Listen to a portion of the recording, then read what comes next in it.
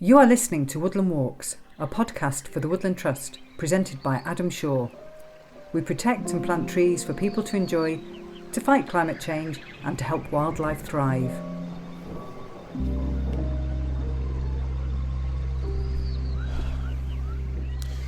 For today's Woodland Walk, we are heading into the rainforest, but I am not going very far. Well, I'm going quite far, but not to the Amazon or South America. I'm going to Devon, to the temperate rainforest, which isn't as well known, but is actually even rarer than the tropical rainforest. It's also known as Atlantic or Celtic rainforest, and as I said, exceptionally rare. You do find it on the west coast of Scotland, North and West Wales, Devon, Cornwall, Cumbria, parts of Northern Ireland, which sounds like a long list, but it really isn't. And what's wonderful actually is that Britain is really the place in the world to find these things. We have a very high proportion of the global area of temperate rainforest. I'm heading to Devon to see some temperate rainforests. Anyway, enough from me. Let's go talk to an expert about Devon's temperate and exciting rainforest. So I'm Sam Manning. I'm the project officer for the Woodland Trust Rainforest Recovery Project. We are here in Buckland Wood, which is a new Woodland Trust acquisition on Dartmore in the Dart Valley. Fantastic. And it's super new because the place we came down didn't seem to have a sign on it or anything. So when did the trust acquire this? So we've literally just acquired this month, and it's an extension really of two other sites that we own in the Dart Valley, Orswell Wood, which we bought about 5 years ago, and Grey Park Wood, which we've owned for a couple of decades. Right. And what are we going to do? Where are you taking me today? So we're going to have a walk around the wood, and I'm going to show you some of the aspects of the restoration work that we have planned here. Right. I'm going to go down to the Dart River, which is a really special river. It's 26 miles long, very, very ecologically biodiverse, very important in terms of temperate rainforest, and look at how we can restore that through various different natural flood management methods. Lead on, sir. So you already mentioned a key word, temperate rainforest. Is that what this is? Yeah, so this is sort of prime, what we call hyperoceanic temperate rainforest. So you just have to say that slowly. Hypo what? Hyperoceanic. Hyperoceanic. Yeah, so there's two different kinds of temperate rainforest broadly. There's southern oceanic, which is any rainforest woodland that receives over 1.5 metres of rainfall a year. Right. Or hyperoceanic, and that is 1.8 metres of rainfall and above. So slightly techy and scientific, but what it means is that you get two distinctly different communities of lichens or lower plants, which is what makes these woodlands particularly special. Right. Sorry, I've already forgotten. Are we in the rain type of temperate rainforest that gets more rain or less rain? More rain. More rain. Yeah, so that's the non-oceanic one gets more rain. The hyperoceanic. Hyperoceanic. Gets a lot of rain, yeah. Okay, so you can see I'm a poor student. Okay. But luckily, extraordinary. I mean, there's a chill, but it has been lovely weather and it's definitely dry today. Yeah, this is quite strange for Dartmoor really. I think this is sort of the driest March in 60 years or something. So we are beginning to experience much drier springs and summers. Right. But one of the functions of these rainforests is they are very, very good at producing their own rain.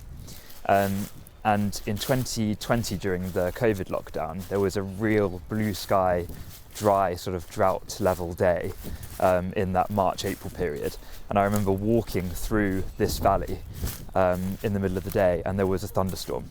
And and that was occurring nowhere else, even in Devon or the wider country. And that's because they're effectively these sponges that accumulate a lot of rain in winter, store them, and then produce them more in summer. Wow. And I mean, also we think of rainforests as basically Brazil, I suppose.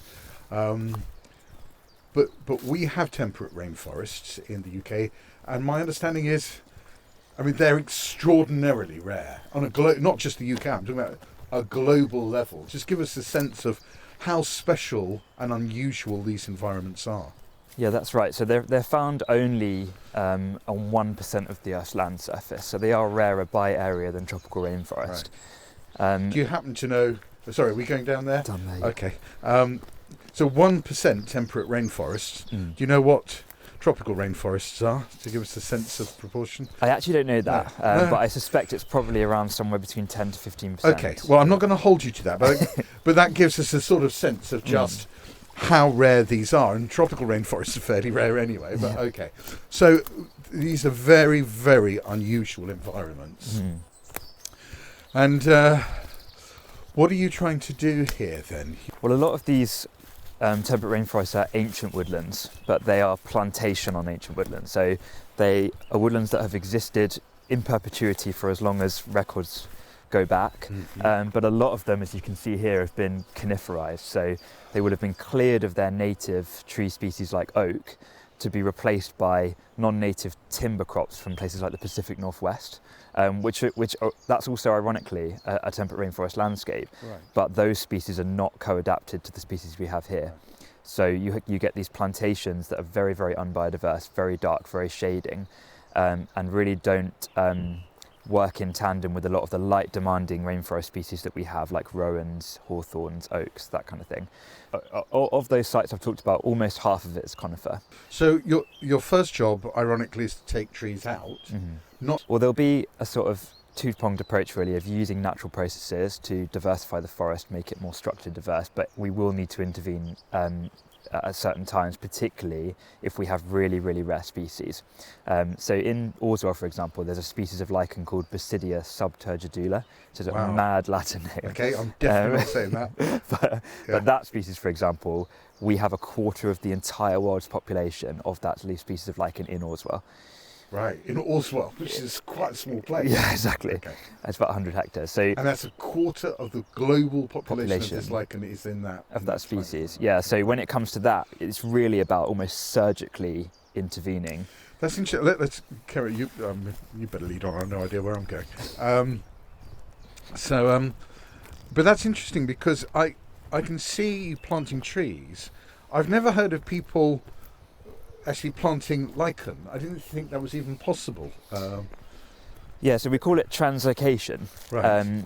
And that's really only a last sort of nuclear option really when it comes to lichen conservation. If we have a tree where you have a really, really rare rare population of a species, then moving that to another tree may be the difference between that going extinct or not. Right. But here, now we've had this happen, what we're going to be doing is seeding it with those rainforest tree species to start to get that regeneration. Translate over here. Well, what I'm still not clear about is why is a rainforest so special? It might be, it gets a lot of rain. Who cares? A place gets a lot of rain. So does Wales. So does a lot of bits of London. It's clearly something special. It's not the trees. So why is having a temperate rainforest actually a good thing? What makes it special? Well, there's a few different things. One of them is, and this is the real key one we focus on, is the biodiversity value. So Britain in general is quite a wildlife poor place. We have quite a low species diversity, but these rainforests are absolute wells of biodiversity globally. The key ones are these epiphytes, so we're talking about lichens, bryophytes, so those are the mosses, liverworts and hornworts. Britain has over 2,000 species of lichen. It's one of the most biodiverse places on Earth in terms of lichen species. So we're really punching above our weight in terms of biodiversity in that sense. And they're only really found in these temperate rainforest habitats. And lichen, I love lichen, and it's a real sign of air purity and everything. They're beautiful. How much do they support like wildlife? I'm not aware of animals feeding off lichen very much. I don't think it has much nutrients in it, does it? Not too much at a macro level, but if you were to delve into that microscopic world, they are absolute keystone species in terms of forming the bedrock for so many invertebrates, for so much sort of microbes. But they're also functionally, and this is something I'm really passionate about, is looking at these forests in terms of what they can give to us functionally and the environment functionally. They are really good at fixing nitrogen. They're very, very good at fixing carbon. But so that's what makes temperate rainforests really good in terms of climate change mitigation, is they hold that water, but they also incredible carbon stores. Far more carbon is stored in these forests than traditional forests in the UK. And that's lichens playing a big role in A that. huge part, yeah, because of the pure, like, the biomass of those lichens and mosses. Oh, interesting. Okay. So where are we going?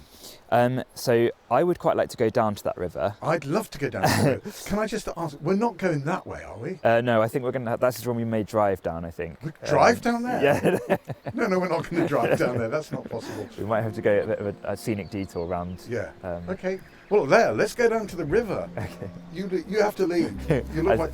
So I think if we head up back to the car, Okay. shoot down. Oh, I see. Yeah, Okay. Yeah. Okay, but we're not driving down this. No. this hill. I think let's go down to the main Dart actually, and then Okay, and then get back. Okay. Yes, yeah. Brilliant.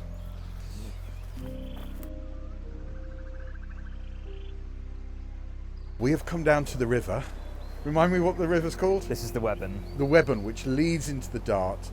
We are on proper Hobbit territory now, a moss-covered stone bridge over the Webbon.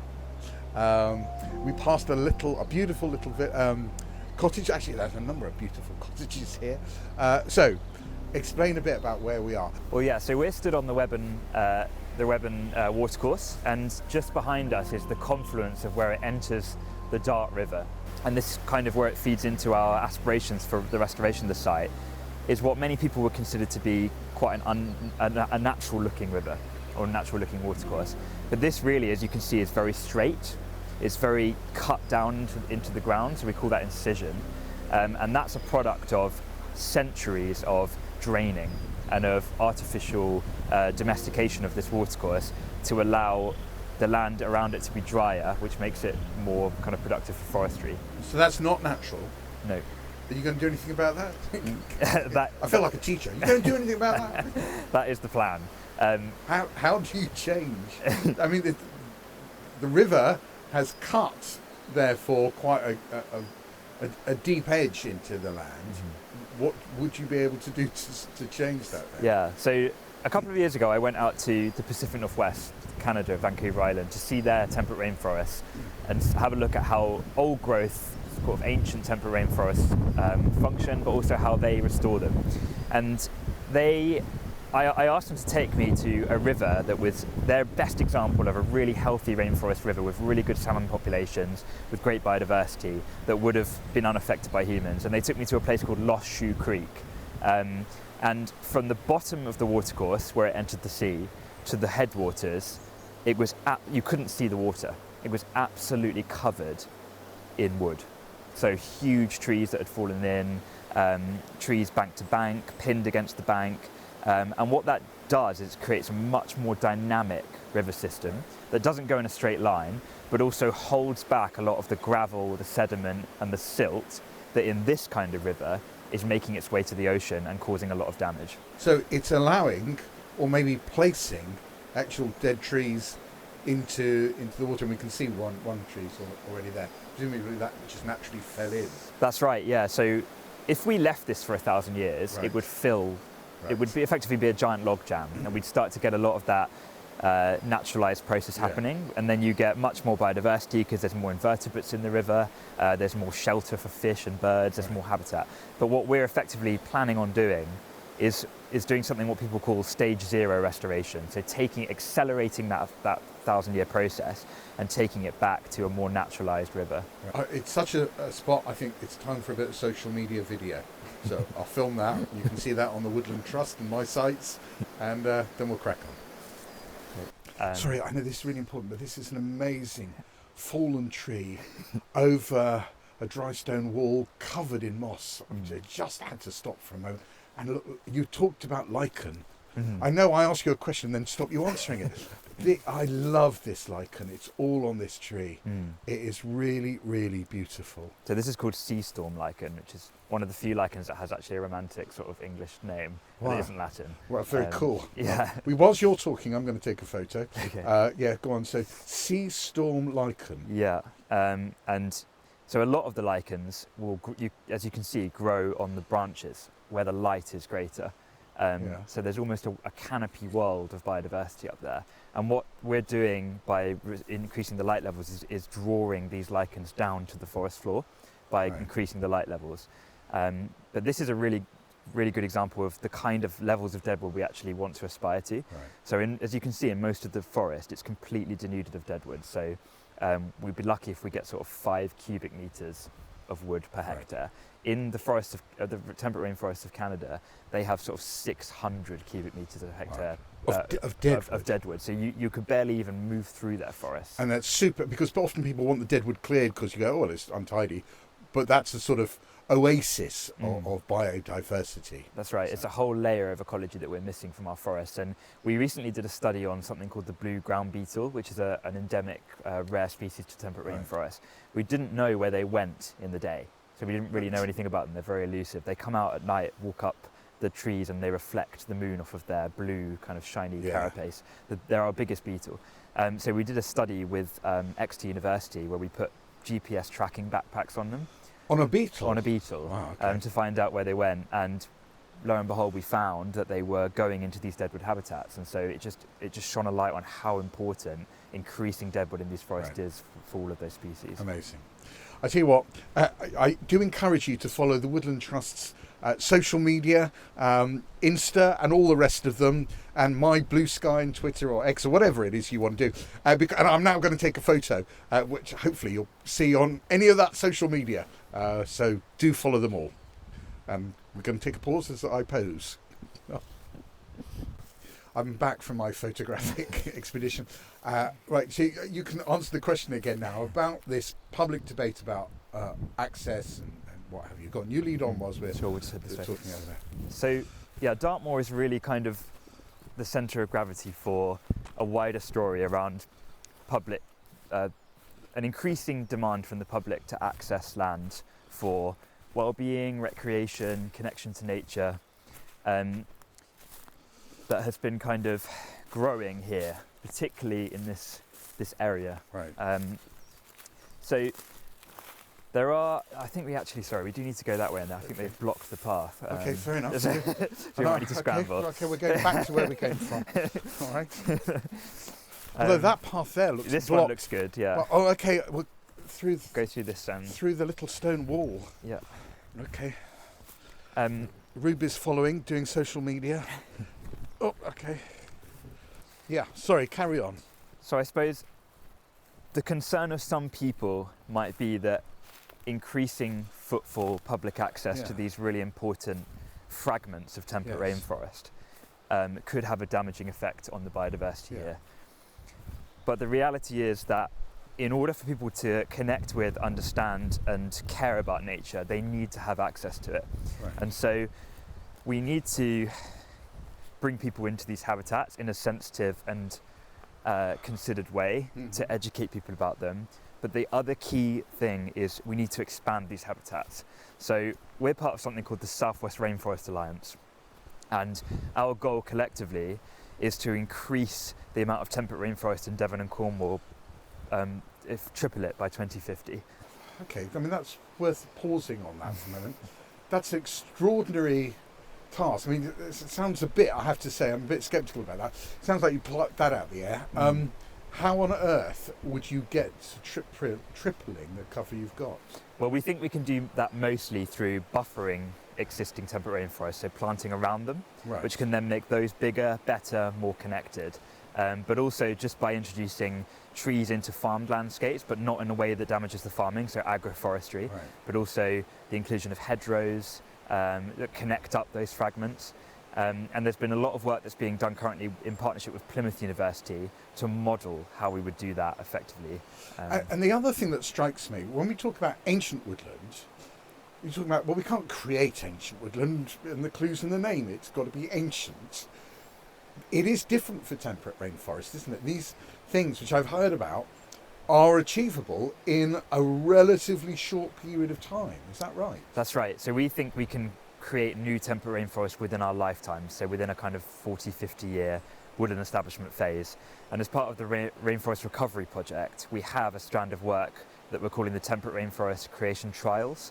And that includes long-term scientific research to tell us how best we can create rainforest the quickest. So is it doing closed canopy woodlands like this, or is it individual trees in farmland, or is it open space woodlands, or maybe even natural regeneration? Amazing. We're by the river. let's move on with our tales from the riverbank. One thing I wanted to ask you. I arrived here last night and I met an old friend of mine called Chris Salisbury, who runs a local sort of adventure and ecological company, taking people for adventures in the woods and telling stories and all sorts of really interesting things. And he was telling me two things that he's noted. One is the reintroduction of pine martens, which I think is talked about, but also he's seen wild boar in these woods. And I've never heard of that. Have you come across those stories? Yes, so we were actually involved in the reintroduction of pine martens last year. That was a partnership between us and Devon Wildlife Trust and various other charities. And that was a sort of very controlled, planned, strategic reintroduction of a species that's been really successful. We've brought the public along with us, and they're now part of that increasingly biodiverse and resilient temperate rainforest landscape. Right, before we move on to wild boar, just educate me. What is a pine marten? I'm not sure, entirely sure I know what one is. A pine marten is a mustelid, so it's in the same family as sort of the badger, the stoat, the weasel. Right, what does it look like? Yeah. It's sort of the size of a small cat. Right. It's brown with a white bib. Right. It looks quite a lot like a weasel, but it's larger. But they're very much arboreal mammals, so they spend most of their time in the trees. And were they native to this land? Yes, they were. They're hunted out, were they? Hunted to extinction for their pelts and things like that, yeah. So you're reintroducing them. How successful has that been? That's been really successful. So we've reintroduced 15 animals to Dartmore last year, and we think that will be enough of a seed population for them to start spreading naturally now. Okay. And I've heard about the reintroduction in other parts of the country of pine martens. Wild boar. A harder issue, I would have thought, because these are quite big beasts. Yes. Wild boar. So I think presumably the trust didn't introduce them. No, so they haven't been in the same way as pine martens were formally introduced. That's been more of a sort of natural creep, or in some cases, so there's a term that people use now called beaver bombing, which people use completely straight-faced in a lot of circles now, and that is effectively guerrilla reintroduction of species. So these are just people who feel that they should be rewilded and just did it without any authority or talking to the local community. They just brought them in. Exactly, without going through that sort of more defined process. And look, clearly this is not a Woodland Trust policy, so I'm not asking you to defend it. But the effect of that, I mean, have you noticed anything? I mean, it's a huge subject, but I think in general, if you don't bring communities along with you by educating them, by mitigating the effect of a species, it can damage the movement in the longer term. The other thing I'd say about boar and those larger sort of herbivores, which would have been a really important part of our ecosystem for diversifying them and keeping that process going, they will really struggle unless we have bigger, better, more connected woodlands that are more natural. Anyway, Understand. So we're just going through, we're talking about this being the rainforest, but it has been amazingly dry in the spring, and that you can hear that in the crunchy undergrowth of very dry leaves. And you're gonna, I'm an idiot anyway, but I'm concentrating on too many things, so I've forgotten the name of the river for the third time. It's the Webbon. The Webbon. Why can't I remember the Webbon? Right, all right, we've come down to the Webbon, to the riverbank side. It's beautifully clear, this water, isn't it? And it is, it's wonderful clear. I so want to stand in that, and then I'll have wet feet for the rest of the day and the journey back to London, so I'm not going to do that.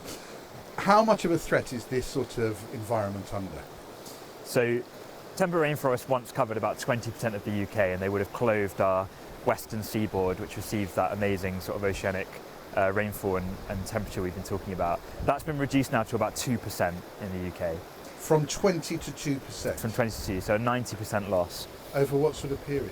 So we're talking about millennia, really. So they would have been at their zenith about 5,000, 6,000 years ago during the Bronze Age, and that progressive multi-generation story of increasing farming, of draining, of forestry has led to the fragmentation that we see today.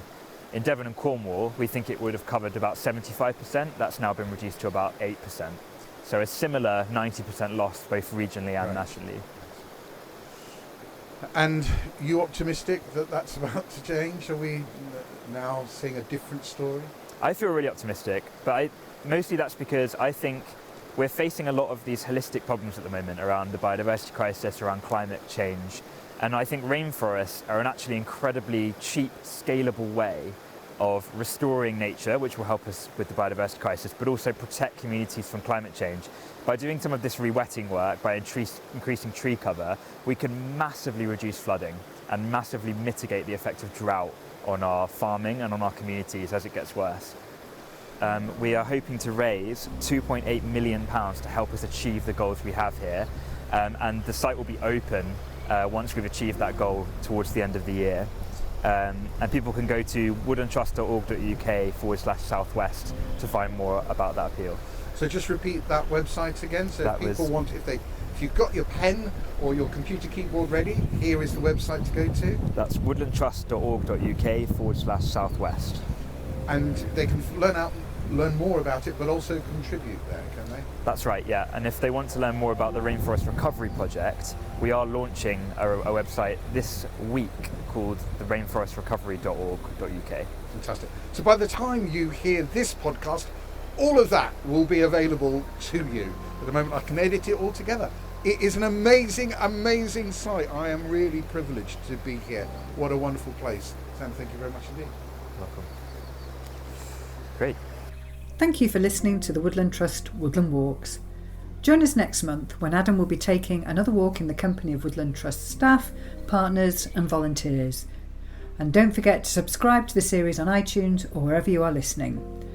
And do give us a review and a rating.